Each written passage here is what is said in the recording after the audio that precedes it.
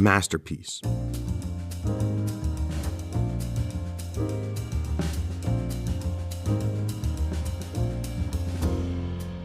What exactly is a masterpiece? I think everyone would have a different definition of the word, but generally it can be described as a piece of critically acclaimed work crafted with immense care and thought. These types of stories are very rare, so what if I told you that one manga artist had multiple?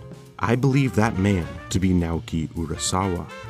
I doubt any of you watching are completely unaware of this man. He is one of the most prolific, widely successful, and critically acclaimed manga artists of all time. His name is routinely put in conversations alongside industry Goliaths such as Osamu Tezuka, Kazuko Koike, Kentaro Miura, Takehiko Inoue, whatever great artist you can think of. Some of the most gripping mystery fiction ever put to paper came from this man's pen and has thrilled millions of people around the globe. He is sparsely matched in terms of artistry, and very few would struggle to call this man a master of the craft. So, what if I told you that he never planned on becoming a manga artist? To take it a step further, what if I told you that the thought never even seriously crossed his mind until he was fresh out of university and unemployed? Would that not shock you? Most legendary manga artists have stories of their success dating back to when they were just toddlers. So how is it possible for a young man with no intent on ever drawing for work to completely master the craft and put out some of the greatest works the medium has ever seen?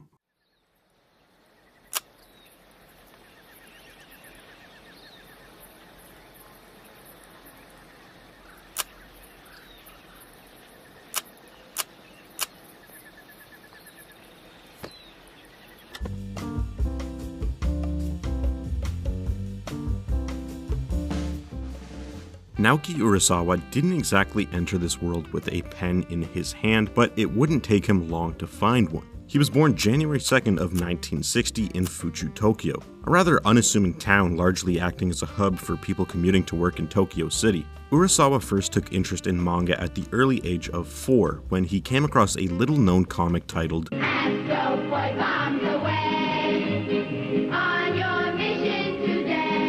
Now, seriously though, Urasawa was infatuated with the manga, specifically the Greatest Robot on Earth storyline, which will be very important later, and he dove headfirst into the works of Osamu Tezuka. Shortly after this, Urasawa began drawing manga, and by the age of 8, he had created his first full story. Now wait, I know what you're thinking. Didn't I just mention that he'd never even thought about seriously drawing manga? I did, and it's still true. See, even though he was drawing, he just couldn't imagine himself becoming a professional artist. And it wasn't from a lack of care or anything, it was simply because of how much he loved manga. From the time he first discovered manga, he was able to sense the depth the medium provided, and he respected it immensely. His family members would praise his work, and instead of being happy for the attention, he'd think to himself, this guy doesn't know what real manga is. In an odd and almost contradictory way, it was his extreme reverence for the medium that initially held him back from even dreaming about becoming a manga artist. But that wasn't the only reason. See, as perceptive of a kid as he was, Urasawa recognized the faults in the medium he so deeply loved. Specifically, he saw just how commercialized the industry was, and he wanted absolutely no part in it. Still, Urasawa would continue to read and draw manga throughout his high school years, though other things would begin to eat up his time, such as club activities like track and field and, much more importantly, the rock and roll club.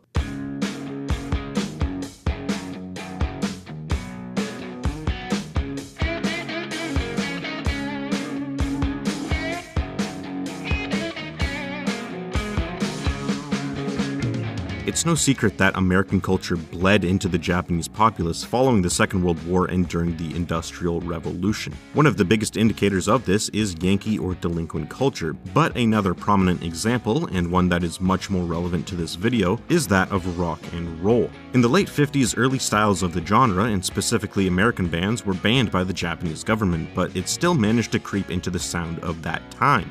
In the 60s, however, it was impossible to avoid, with stars like the Beatles, Bob Dylan, and the Rolling Stones exploding in popularity and becoming some of the most recognizable artists of the 20th century. This, ladies and gentlemen, is what I like to call foreshadowing.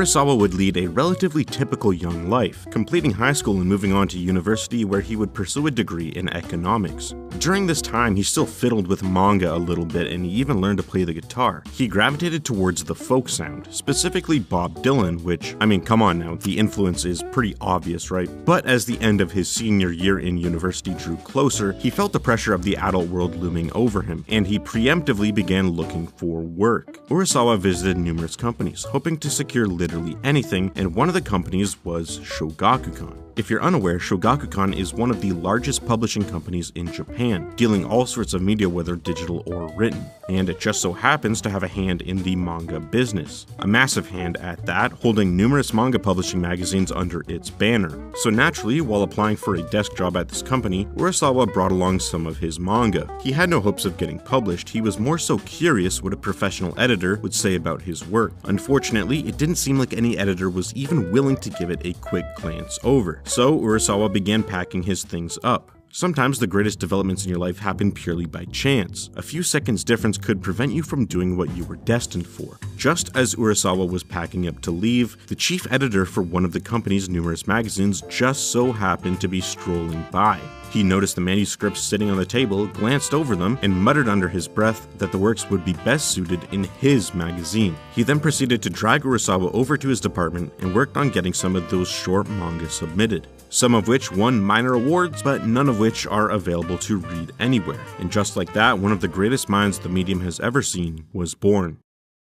In 1983, the year following that initial chance encounter, Urasawa would gain an editor who'd end up working alongside him for his entire career. This editor helped Urasawa secure work as an assistant artist, but that just simply wasn't enough. By this time, Urasawa had got it through his mind that giving this manga thing a serious shake might damn well be worth it. In order to truly find out, he'd have to publish his original works though.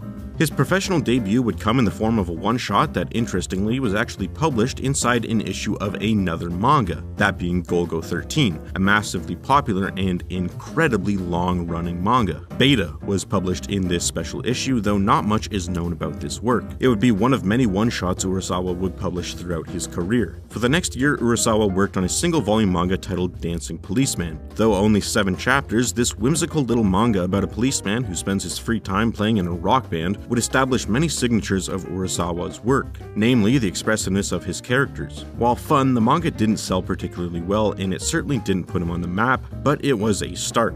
Following the completion of Dancing Policeman, Urasawa took up the art on a series titled Pineapple Army. Though it was his first full serialized work, Urasawa would only do the art, while Kazuya Kudo did the writing. The story followed Jed Goshi, a legendary ex-mercenary turned combat instructor employed by an international self-defense agency. The protagonist travels the world on assignments and is subject to all sorts of hijinks and interpersonal drama. The story is episodic by nature, and while enjoyable, it feels almost stinted and rushed. The chapters are not very long, and too much content is crammed into each one. Pineapple Army only found modest, if that, success, and I believe this is a large reason why. Obviously, Urasawa was only responsible for the art, but even that felt sort of derivative. Like with Dancing Policeman, some of Urasawa's trademarks are there, but it feels almost as if he's leaning into the style of the giants of the time. Golgo 13 and Akira influences are very much visible, to the point the art feels more so adjacent to those series than something truly its own. This could have been a product of working alongside a writer, which inherently limits freedom, and so Urasawa would shift towards working on things entirely his own. In 1986, Urasawa began work on Yawara. The thing is though, Pineapple Army didn't end until 1988. These two series ran side by side for multiple years. This is something you'll find throughout Urasawa's career. He seems to be unable to limit himself to one thing at a time, whether that be taking the helm of multiple manga series or delving into other endeavors. He's always doing more than just one thing. The path of his career is far from linear, but the first few years seemed almost as though he was bouncing from one thing to another. Yawara, however, set him on a road that, yes, was far from linear, but there was certainly a direction, one that was towards telling larger scale, more interesting stories. That shift was certainly the correct decision because Yawara was a massive success. 7 years of serialization, 29 collected volumes, over 30 million volumes in circulation, anime and live-action adaptations, hell, it even had 2 video games. The story follows the titular character Yawara, a regular high school girl. Her grandfather took her under his wing with plans of making her one of the world's finest judoka, hoping for her to win the gold medal at the Summer Olympics in Seoul. Yawara, however, has other things on her mind. She's still just a high schooler with friends and a love life, and she's not sure if she wants the same thing as her grandfather. Now, interestingly, Urasawa originally pitched the idea of a manga centering around a doctor, but his editor didn't like that idea at all. He was certain a manga on that topic would be a failure. So as a joke, Urasawa suggested a manga about women's judo, and thus Yawara was born. Yawara is completely unlike the other big name series that Urasawa would write in the future, but it is absolutely brilliant in its own right. It's perhaps the funniest, most endearing story of his catalog, with an incredibly lovable cast. It perfectly captures the day-to-day life of a high schooler and the struggle of an uncertain future. It is an absolutely touching coming-of-age story that resonated with Japan's populace to the point of a star athlete being granted the nickname Yawara, a nickname that stuck for nearly a decade. Women's judo first became an Olympic event in the 1992 Barcelona Olympics, and the entirety of Japan watched as Ryoko Tani, who bore a striking resemblance to Yawara herself, went on to win a silver medal. She'd go on dominating the sport for years to come, all the while bearing the name of Urasawa's protagonist. In less than 10 years of drawing manga professionally, Urasawa had cemented himself into the Japanese zeitgeist, and yet it would still be years before reaching anywhere near the acclaim he holds today, acclaim achieved by creating some of the most memorable, iconic manga series of all time. In 1988, Pineapple Army finally came to an end. His next project would be Master Keaton, another series on which he only did the art, alongside Hokusei Katsushika, who wrote the story. Master Keaton was largely successful, winning an Eisner Award and owning a large circulation count of over 20 million volumes, but what's most interesting about the series is frankly not the series itself. The story revolves around Taichi Hiraga Keaton, who is not only an insurance investigator, but also an archaeology professor with dreams of discovering a mysterious lost civilization. Why I find this series interesting is, in a way, it symbolizes a stagnation in Urasawa's career. That might sound odd to say about him working on a best-selling manga that ran for 18 volumes, but Master Keaton is an episodic crime-based manga, very similar to Pineapple Army, and once again draw in comparison to Golgo 13. The story feels almost airport novelesque, something you can pick up starting at almost any point really, read for a couple hours, have serious fun with it, but then set it down to never really think about it again. Through his early career, Urasawa carefully hones his craft. There is clear evolution in the art, but Urasawa only finds truly exceptional success, the kind that breaks through into the mainstream and becomes a cultural touchstone, when creative liberty lies solely in his hands, as is the case with Yawara, which would end in 1993, and a year later so too would end Master Keaton. Of course, ever the workhorse, Urasawa would begin yet another series. Prior to the end of Master Keaton, Urasawa began working on the ironically titled Happy. This series ran for 6 years, amassing 23 volumes, but the reception for it was a little bit different. To this point, Urasawa was known for writing relatively lighthearted manga with serious and sincere messaging, sure, but lighthearted overall. Happy, however, could easily be called Urasawa's most depressing work. The premise itself is rather disturbing. A young woman raising her younger siblings following the death of her parents is confronted by Yakuza. Now, these men claim her older brother owes them 250 million yen, a debt that he can't pay as he's nowhere to be found, so the debt falls on her, who is already struggling to raise her siblings under the threat of being forced into an unsavory, crippling, illegal line of work that I choose not to name, though I'm pretty sure you understand exactly what I mean. The protagonist Miyuki then drops out of high school in order to pursue a career in professional tennis, aiming to win tournaments with payouts large enough to pay off her brother's debt. Now, the series is very far from nihilism, it's incredibly hopeful and uplifting actually. Miyuki is one of the most endearing characters Urasawa has ever written, and her battle with completely unwarranted constant adversity leads to some of the richest, most intensely emotional character work I have ever read. It is an emotional roller coaster filled with setbacks aplenty, but also some incredible peaks that will certainly make you shed a tear. It's also a sports manga, not Urasawa's first, and he seemed to have learned a lot from his experience drawing Yawara on how to make physical contests thrilling. Happy marks the beginning of a shift in Urasawa's work, a shift away from lighthearted romps and towards far more mature, complex, thrilling storylines. And though it wouldn't end until 1999, years after starting his next series, I think it still fits cleanly into this period of his career, where he was trying to find his voice and his style. So while I do think Happy was a step above the things he had written previously, I think it's more importantly a step towards the writer he would soon become. A writer capable of creating some of the most thrilling stories seen by any medium.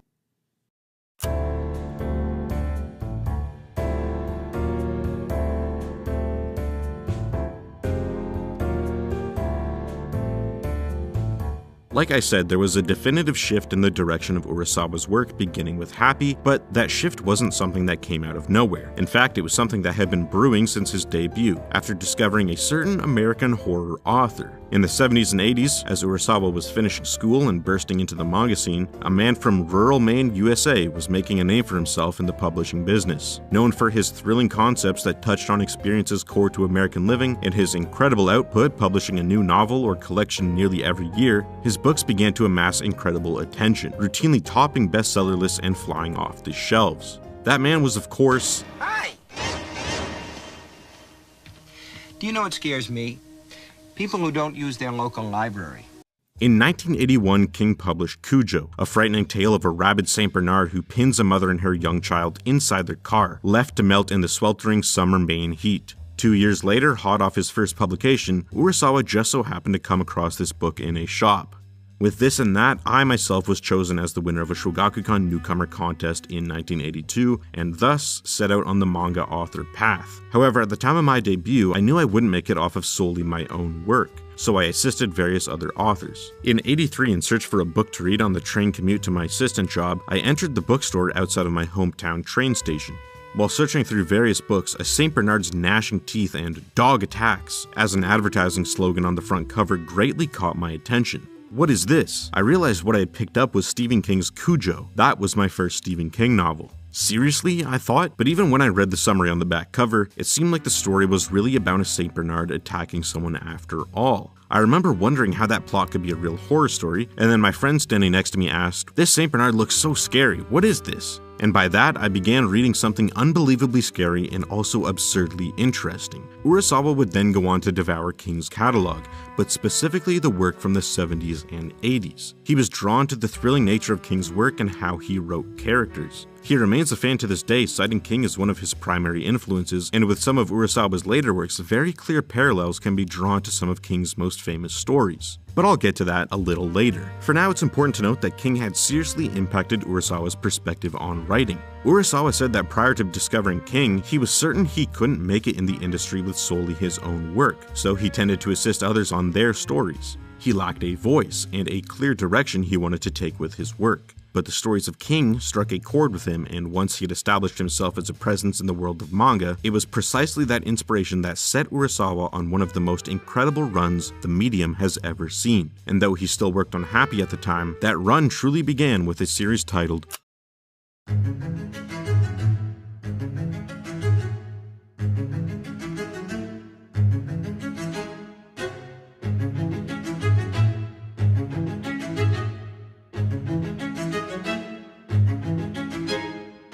When Urasawa was around 8 years old, he came across a show titled The Fugitive while watching TV. It was an American show starring David Jansen, and it followed a doctor falsely accused of murder on the run from police. This was essentially the foundation of Monster, which follows a very similar premise.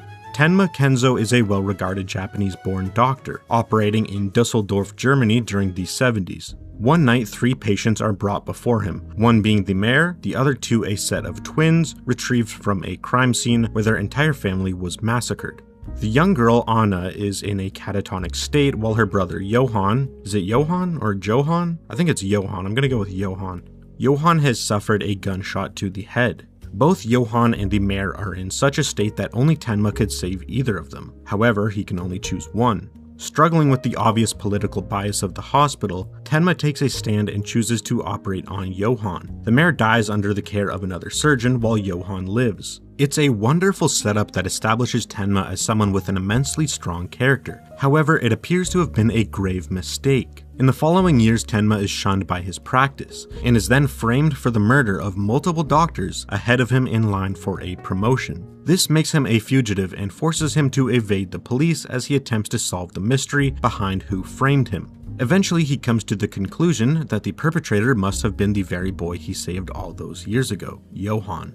Monster was a smash hit, receiving numerous awards such as the Osamu Tezuka Cultural Award, the 49th Shogakukan Manga Award, first place in Japan's Media Arts Festival, as well as numerous others. Even winners of the Pulitzer Prize, one of the most prestigious awards in literature, have commented on the manga's brilliance, stating that Urasawa is a national treasure in Japan.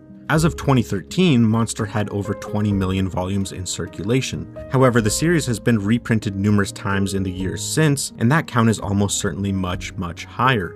To this day, Monster is regarded as one of Urasawa's greatest works and even one of the greatest manga of all time, and rightfully so. The story is a masterfully plotted psychological thriller with one of the most compelling and haunting antagonists the medium has ever seen. There are countless thorough examinations of the character online, and he has truly become an icon of what it means to be a brilliant antagonist. Compared to his early works, Monster is on an entirely other level. Every aspect of Urasawa's work, from the art to the story to the characters, is more refined and complex, exploring the moral nature of humankind and what it truly means to be human.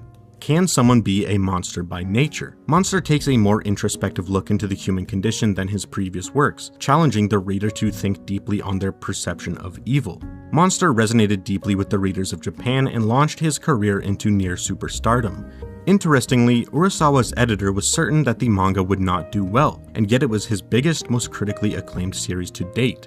The shift away from his more light-hearted, easily digestible series of before towards the psychologically thrilling story of Kenzo Tenma would set the tone for the rest of his career. The series ran for 18 volumes, and in 2004, less than 3 years following the series' conclusion, Monster received a TV anime adaptation, which would bring an entirely new set of eyes to the story. This only bolstered Urasawa's fame, as the anime adaptation was brilliantly made and highly successful. Despite this success, Urasawa refused to rest on his laurels, and before even completing Monster, he once again started another series.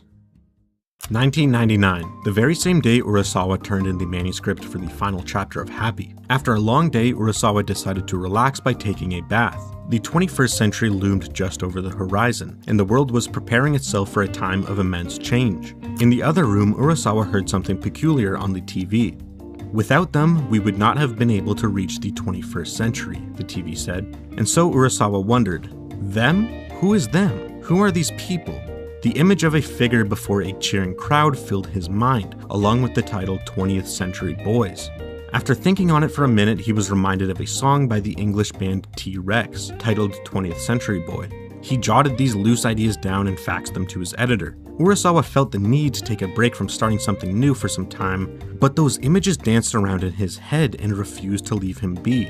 It was but a year to the end of the century, and soon enough he would be leaving the 20th century behind. There was a pressure, he thought, to get started on this as soon as possible. And that he did. Later that same year, 20th Century Boys began publication. The past, the future, world-dominating cults, and most importantly, rock and roll.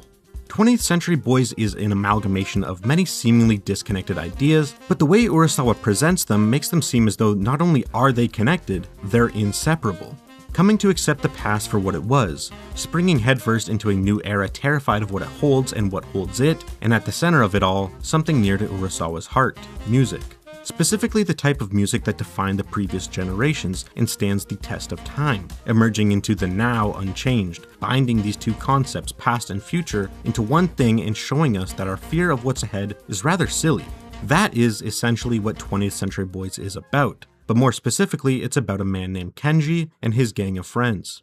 In 1969, 7 boys create a grass fort in the middle of a field, where they dream up ideas such as only young boys can. Giant robots, incurable diseases, an evil force lording over the world, and of course, they themselves rising up to defeat it all. They write these things in a book of prophecy and leave it buried beneath a tree for years.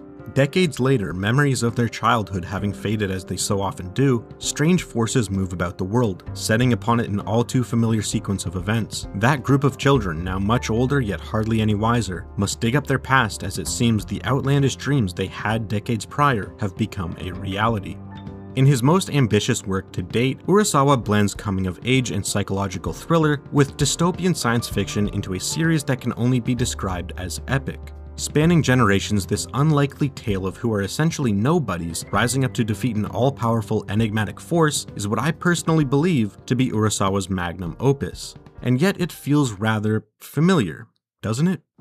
A group of children whose idle playtime proved to be far more serious than any could have expected, an evil forming in or around them. Then decades later they must reconcile their past in order to defeat that evil once and for all? Didn't I just describe Stephen King's It? I'm certainly not the first person to make this observation, but there are undeniable similarities between the two works. Obviously there are those I just mentioned, but both tackle similar things on a thematic level as well. There is this exploration of one's past, wiping away that rose tint and seeing it for what it really is. That struggle with nostalgia, and then the realization that the future has caught up to them as adults. Kenji from 20th Century Boys and Bill from It both serve similar roles. They are the leader of their group that seems invincible in the eyes of their comrades, but they struggle with the responsibility that is forced upon them, though of course they pull through in the end. Despite the similarities, it's far from a copy. The plot of 20th Century Boys plays out in an entirely different manner, and on a far grander scale than It. These are two of my favorite stories, and exploring the similarities between the two strengthens my appreciation for both, and I cannot possibly conceive of Urasawa's work being a copy of King's in any way. There's obviously inspiration, and that's exactly what makes this series so different from his others. Every aspect is something essential to Urasawa's being. There's a heavy focus on rock and roll, which is something he pursues in his band to this day. There's this deep appreciation, yet an honest portrayal of the century now past. And of course, there is a connection to one of his favorite authors, one who has totally shifted the route of his career. Urasawa even stated that without Stephen King, there would be no Naoki Urasawa. Yet his success is entirely his own, and there was certainly a whole lot of it. Numerous awards inside of Japan and worldwide. 20th Century Boys holds the largest circulation count of any of Urasawa's manga at over 36 million and has multiple film adaptations. There's yet to be a TV anime adaptation, but I have no doubt that one will eventually come. This series amassed a whopping total of 22 volumes and an epilogue volume titled 21st Century Boys. It ran for 8 years, finally coming to an end in 2007. The most epic step of Urasawa's career came from the most epic work I believe he will ever create. Like Monster, 20th Century Boys has an incredible legacy. It's one of Urasawa's most critically acclaimed works, if not the most, and I believe it is his masterpiece. But of course, Urasawa would not stop there. Things would come full circle as he would recreate the manga that started his entire journey. In 1952, 8 years before Urasawa's birth, the godfather of manga Osamu Tezuka created Astro Boy. Astro Boy became a global phenomenon. Its anime adaptation was the very first anime to air in North America, and to this day Astro Boy is one of the most easily recognizable anime icons. The manga has multiple arcs, but the most famous is the arc titled The Greatest Robot on Earth. This arc ran from 1964 to 1965, and like I said at the beginning of the video, this is the arc that Urasawa first discovered and first got him interested in manga. In 2003, nearly 40 years later, Urasawa teamed up with Takashi Nagasaki to create their own version of that very arc, and it's absolutely magnificent. For those of you who live under a rock and aren't aware, Astro Boy is set in the distant future, in a civilization where humans and robots coexist. Astro Boy himself was created by a doctor named Tenma in an attempt to replace his deceased son. The series often uses its society as a vehicle to teach moral lessons on things like how you should treat others and the value of life, as it explores the relation between humans and robots. It does this in a very approachable way as it's meant for children, though its messaging is still very mature and touching. This aspect is something Urasawa and Nagasaki leaned into heavily with their adaptation, which they titled Pluto.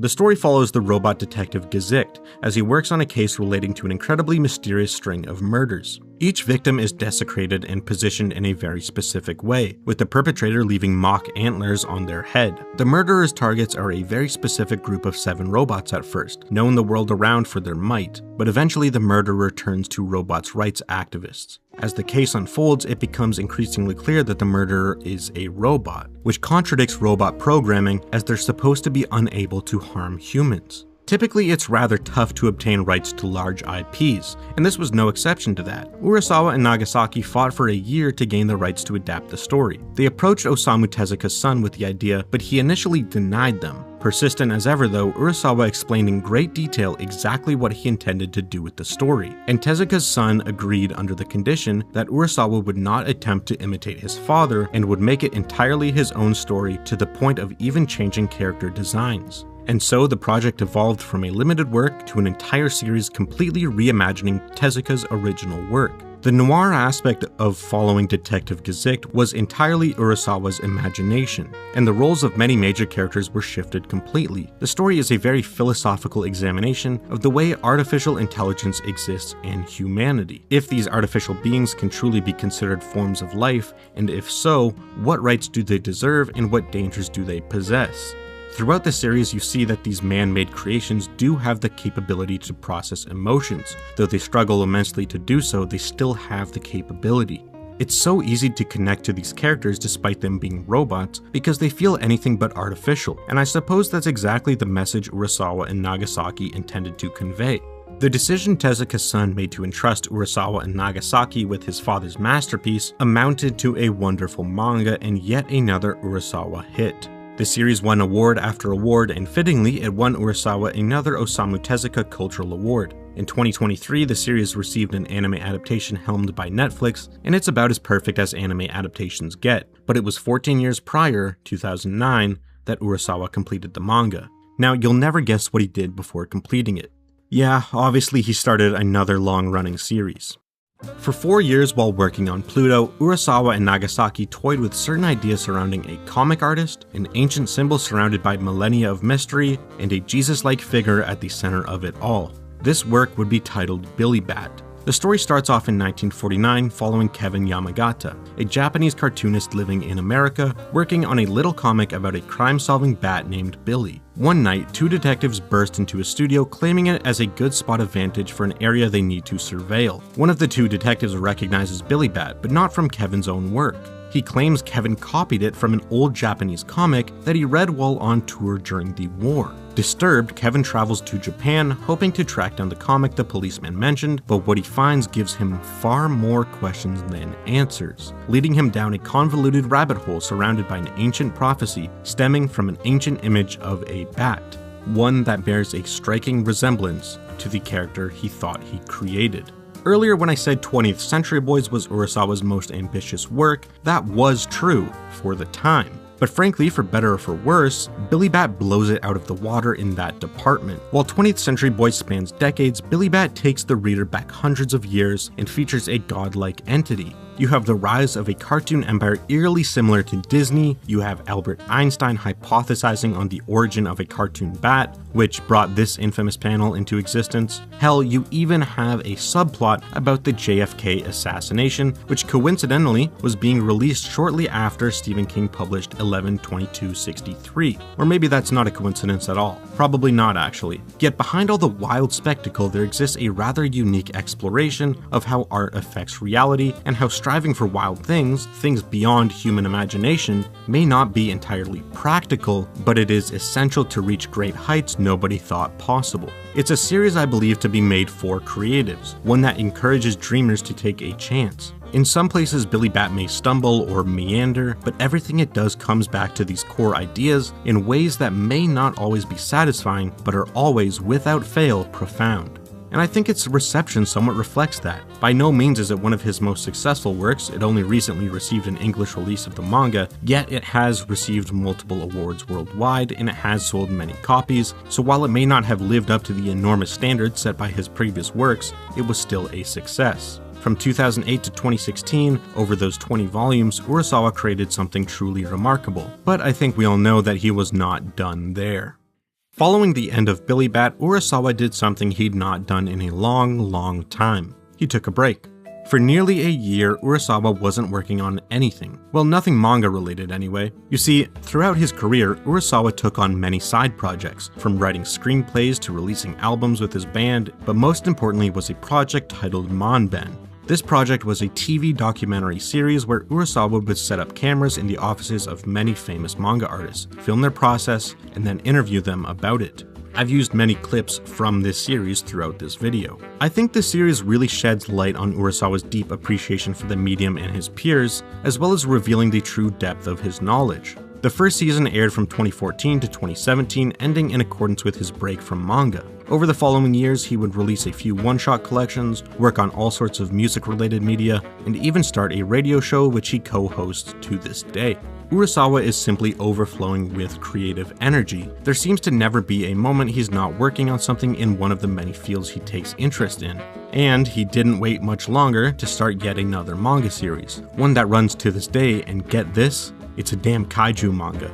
The covers may seem deceptive, but make no mistake, this series is about a giant monster. In 1959, a young girl named Asa is kidnapped, with her captor intending to hold her for ransom when a typhoon hits. As she and her kidnapper struggle to survive, it becomes increasingly clear that something about the storm is unusual. Something lurks within it. It's hard to come to any real conclusions about the series, as at the moment it sits at around 60 chapters published, which I suspect is likely less than half of what Urasawa has planned, but to this point it is classic Urasawa. The complex layering of mysteries, the quickly endearing characters, it's not only establishing itself as another fine addition to his catalog, but it's displaying fairly clearly that his mastery of the craft is ever evolving.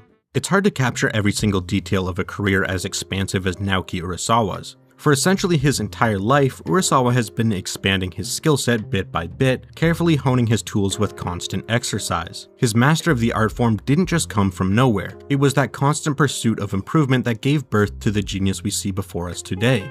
A pursuit born from the deep reverence for the medium, which he held from the very first moment he set his eyes on Astro Boy. A pursuit that eventually shifted into something that was not quite a chase, but more of a subtle handling of a rather evasive force as he began to understand what truly makes a story wonderful.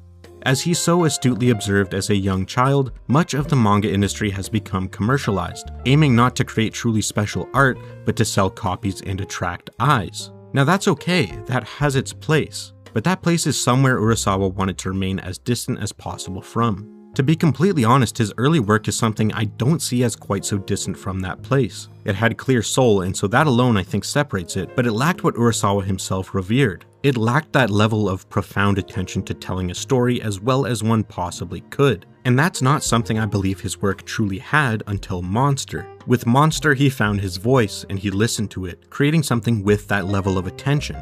With 20th Century Boys, I believe he took it a step further, implementing ideas and beliefs so core to his being that he was able to explore them with a much deeper level of understanding, and this carried on to the rest of his career. Each work contains an essential piece of who he is, explored to the fullest extent he was capable of, and resulting in works that do more than just excite or thrill or keep you turning the page. They make you feel deep in your gut, where I believe the soul is likely located. To me, Urasawa's career is one of self-discovery, which truly all artistic journeys are. You cannot simply master an art form by trying relentlessly. You can only do so by searching within, taking what you find there, and putting it into whatever you're making. Above all else, art is true, and it is precisely the truth that makes great work great. What you create is a reflection of who you truly are, in the deepest parts of yourself. And with that being said, I'm forced to conclude that Urasawa is a pretty dope guy. That, I believe, is how Naoki Urasawa mastered the art of manga.